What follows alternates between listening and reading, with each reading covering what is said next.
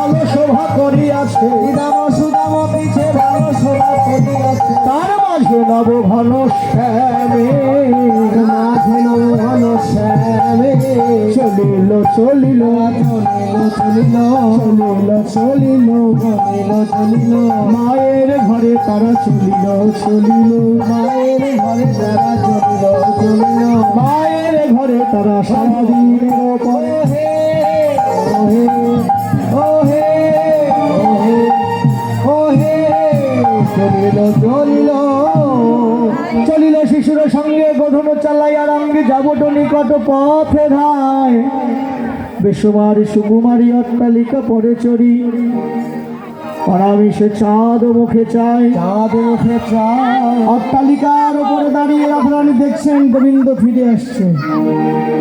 ললিতা বিশাখার গলা জড়িয়ে ধরে বলছে, সখী রে ওই দেখ আমার বধূ যায়, বধূ যায়, দেখ দেখ বধূ আমার ঘরে যায়, ওই যে দেখ দেখ বধূ যায়, যায় রহিয়া রহিয়া, যায় রহিয়া রহিয়া।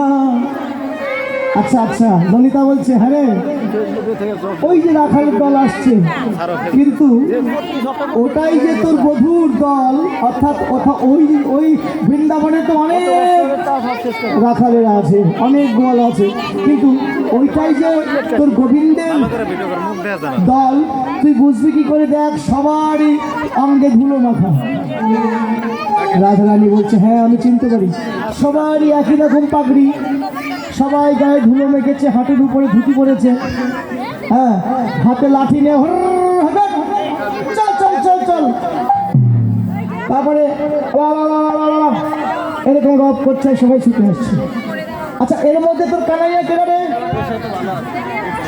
রাধারানী বললেন ওই যে দেখ সীতামের কান্দে হাত, ওই যাই মোর প্রাণনাথ, রায় দিচ্ছে চিনাইয়া চিনাইয়া, সীতামের কান্দে যে বাহু দিয়ে নেচে নেচে আসছে না, ওটাই আমার প্রাণ বন্ধু।